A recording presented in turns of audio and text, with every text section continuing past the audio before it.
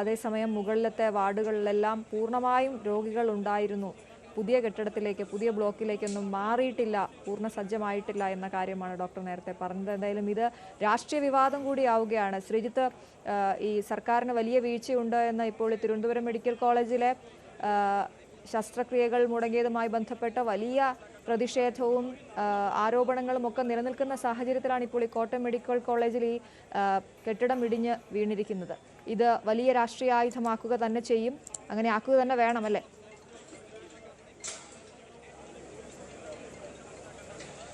തീർച്ചയായും രാഷ്ട്രീയ വിവാദമാണ് എന്ന കാര്യത്തിൽ യാതൊരു സംശയമില്ല. അതിന് തുടക്കമിട്ടിരിക്കുന്നു. ഗുരുതരമായ ആരോപണങ്ങളാണ് ഇവിടെ എത്തിയ വിവിധ കോൺഗ്രസിൻ്റെയും കേരള കോൺഗ്രസ് ജോസഫ് വിഭാഗത്തിൻ്റെയൊക്കെ നേതാക്കൾ, MLA മാരൊക്കെ ആരോപിക്കുകയും ചെയ്തത്. ഒന്നാമത് ഇവിടെ സർക്കാർ മന്ത്രിമാർ പറഞ്ഞത് കള്ളമാണ്. ഇവിടെ ആരും ഉണ്ടായിരുന്നില്ല എന്ന വാദം അത് കള്ളമാണ് എന്ന് അവർ തന്നെ പറയുന്നു. കാരണം ഇതിനുള്ളിൽ ഫാൻ കറങ്ങുകയും അല്ലാതെ മറ്റ് സാധനങ്ങൾ, ആളുകൾ ഉപയോഗിക്കുന്ന സാധനങ്ങളും എല്ലാം കണ്ടെത്തിയിട്ടുണ്ട്, പാത്രങ്ങളുണ്ട്, അങ്ങനെ എല്ലാം ഉണ്ട്.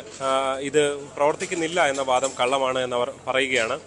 രണ്ടാമത്തെ ഏറ്റവും പ്രധാനപ്പെട്ട കാര്യം, ഇവിടെ ഒരു സുരക്ഷാ വീഴ്ച എന്ന നിലയിൽ ഫലത്തിൽ ഇവിടെ ഒരു ദുരന്തമുണ്ടായപ്പോൾ അതിവേഗത്തിൽ ഇടപെടാൻ കഴിഞ്ഞില്ല ഈ സംവിധാനങ്ങൾക്ക് എന്ന അതിഗുരുതരമായ സാഹചര്യവും അവർ ചൂണ്ടിക്കാട്ടുകയാണ്. അങ്ങനെയൊക്കെയാണ് ആരോപണങ്ങൾ തുടങ്ങിക്കഴിഞ്ഞു. അതായത് ഈ എല്ലാം നന്നായി പോകുന്നു എന്ന് പറയുമ്പോഴാണ് ഇത്തരം ചില സംഭവങ്ങൾ ഉണ്ടാകുന്നത് എന്നുള്ളത് ഫലത്തിൽ സർക്കാരിനെ ആകെ പ്രതിസന്ധിയിലാക്കുന്ന ഒന്നുകൂടിയാണ് എന്ന കാര്യത്തിൽ യാതൊരു സംശയവുമില്ല. അത് പെട്ടെന്നുണ്ടായ ഈ ഒരു അപകടം എന്നുള്ളത് മാത്രമല്ല, ഈ സംവിധാനങ്ങളിലെ പാളിച്ചകൾ, പിഴവുകൾ, കാലതാമസം എന്നൊക്കെയുള്ളതാണ് കഴിഞ്ഞ കുറേ ദിവസമായി കേരളം ചർച്ച ചെയ്തിരുന്നത്, പ്രത്യേകിച്ച് ആരോഗ്യ വകുപ്പുമായി ബന്ധപ്പെട്ട്. അവിടെയാണ് ഈ ഒരു സംഭവം ഉണ്ടാകുന്നത് എന്നുള്ളതാണ്. പ്രത്യേകിച്ച് ഈ ഒരു കെട്ടിടം കാലപ്പഴക്കം ചെന്ന കെട്ടിടമാണ്. ഇവിടെ നിന്ന് ആളുകളെ മാറ്റാൻ വേണ്ടിയുള്ള തീരുമാനമെടുത്തിരുന്നു എന്നൊക്കെയുള്ള കാര്യങ്ങൾ പറഞ്ഞിരുന്ന ഒരു സ്ഥലത്താണ് ഇങ്ങനൊരു അപകടം ഉണ്ടായത് എന്നുള്ളത് തന്നെയാണ് തീർച്ചയായും വലിയ ഗുരുതരമായൊരു പ്രശ്നമായി ഉയർന്നു വരികയും ചെയ്തത്. അങ്ങനെയെങ്കിൽ എന്തുകൊണ്ട് ആളുകളെ അവിടെ നിന്ന് മാറ്റിയില്ല എന്നുള്ളത്. എന്തായാലും ആദ്യഘട്ടത്തിൽ ഇതിൽ ഉയർന്നു വന്ന പ്രധാനപ്പെട്ട കാര്യം, ഇതിലാരും രണ്ടുപേർക്ക് കാര്യമായ പരിക്കൊന്നുമില്ല എന്നുള്ളത് മാത്രമായിരുന്നു വിവരം.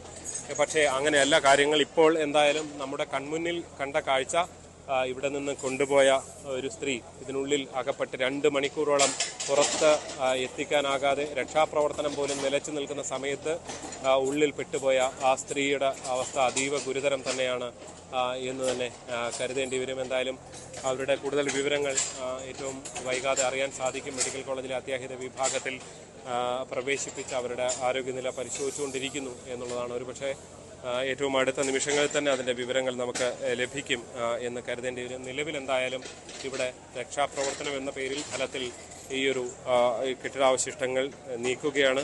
അത് എടുത്തു പറയേണ്ടത് 2 മണിക്കൂർ വൈകി തുടങ്ങിയ രക്ഷാപ്രവർത്തനം, അതിൻ്റെ പരിമിതികൾ പലതും നമ്മൾ നേരത്തെ ചൂണ്ടിക്കാട്ടിയതാണ്. ഇവിടെ ഉള്ളിലേക്ക് ഇത് മനുഷ്യസാധ്യമായി നേരിട്ട് നിന്ന് ഇത് നീക്കാൻ കഴിയുന്ന സാഹചര്യമല്ല എന്നുള്ളത് വസ്തുത തന്നെയാണ്. നമ്മൾ എല്ലാ ഭാഗവും ഇതിനെക്കുറിച്ച് വിശദീകരിക്കുമ്പോൾ അതും പറയേണ്ടി വരും.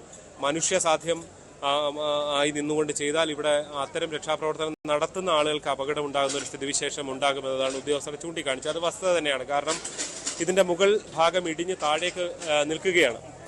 അത്തരം രക്ഷാപ്രവർത്തനങ്ങൾ നടക്കുന്ന സമയത്ത് വീണ്ടും അപകടമുണ്ടായാൽ അത് കൂടുതൽ പ്രതിസന്ധി ഉണ്ടാക്കുമെന്ന കാര്യത്തിൽ യാതൊരു സംശയവുമില്ല. അപ്പോൾ അതെല്ലാമാണ് പരിഗണിച്ചിരുന്നത്. പക്ഷേ ആദ്യഘട്ടത്തിൽ കരുതിയതുപോലെയല്ല, ഇതിനുള്ളിൽ ആരുമില്ല എന്ന് കരുതിയ പോലെയല്ല, ആളുണ്ടായിരുന്നു എന്നുള്ളതാണ് ഏറ്റവും ദയനീയമായ അല്ലെങ്കിൽ സങ്കടപ്പെടുത്തുന്ന കാഴ്ച എന്ന് തന്നെ മനസ്സിലാക്കേണ്ടി വരും. നിലവിൽ എന്തായാലും ഇതിനുള്ളിൽ ആളുകൾ ഉണ്ടായിരുന്നു എന്ന് തന്നെയാണ്. ഇനി ആരെങ്കിലും ഉണ്ടോ എന്നതാണ് ഈ ഹിറ്റാച്ചി ഉപയോഗിച്ച് നടത്തുന്ന പരിശോധനയിൽ മനസ്സിലാക്കേണ്ടത്. നിലവിൽ ആരും ഇല്ലാതിരിക്കട്ടെ എന്ന് ആഗ്രഹിക്കാം. ഈ കെട്ടിടത്തിൻ്റെ ഏറ്റവും താഴത്തെ നിലയിലും രണ്ടാമത്തെ നിലയിലും ഒക്കെ ആയിരുന്നു ആളുകൾ ഉണ്ടായിരുന്നത്. ഫലത്തിൽ അവരിൽ ഒരാളെയാണ് അല്പസമയം മുമ്പ് അതീവ ഗുരുതരാവസ്ഥയിൽ മെഡിക്കൽ കോളേജ് ആശുപത്രിയിൽ പ്രവേശിപ്പിച്ചിരിക്കുന്നത്. അവരാര്, ഏത് തരത്തിലാണ്, രോഗിയാണോ അതോ ബൈസ്റ്റാൻഡറാണോ എന്നത് സംബന്ധിച്ചൊക്കെ ഇനി അന്തിമമായൊരു വ്യക്തത ഇനിയും വരേണ്ടതുണ്ട്. നിലവിലെന്തായാലും ഇതിനുള്ളിൽ ആളുകൾ ഇനിയും കുടുങ്ങിക്കിടക്കുന്നുണ്ടോ എന്നുള്ളത് ഏറ്റവും അടുത്ത നിമിഷത്തിൽ തന്നെ നമുക്ക് അറിയാൻ സാധിക്കും. ഇവിടെ എല്ലാ സന്നാഹങ്ങളും ഒരുക്കി ഫയർഫോഴ്സും പോലീസും ആരോഗ്യ പ്രവർത്തകരും ഒക്കെ കാത്തിരിക്കുകയാണ്. ഇനി ആരെങ്കിലും ഉണ്ടെങ്കിൽ തന്നെ അവരെ പെട്ടെന്ന് ഇനി കഴിയുന്ന സാധ്യമായ വേഗത്തിൽ ആശുപത്രിയിലേക്ക് മാറ്റാനുള്ള ശ്രമമാണ് നടക്കുന്നത്.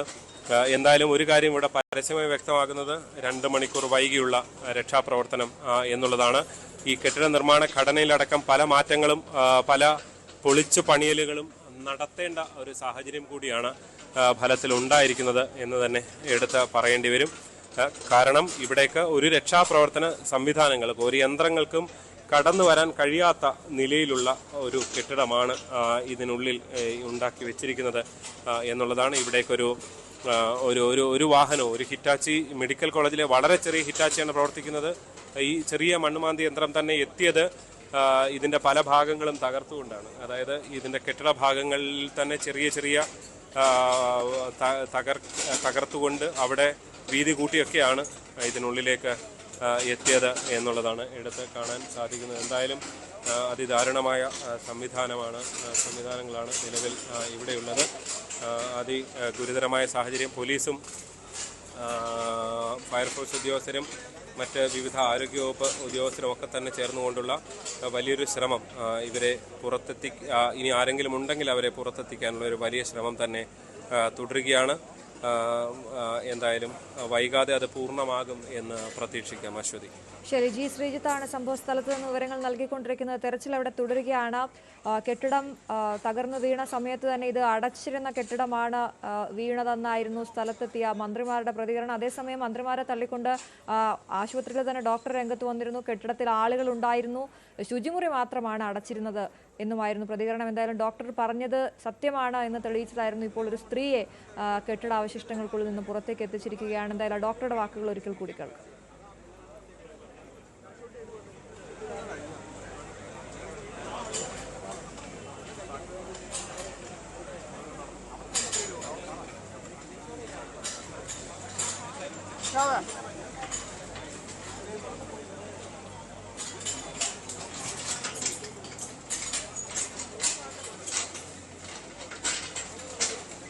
എന്താ ഡോക്ടറെ അന്നേരം ഉണ്ടായത്? എന്താ കേട്ടത്?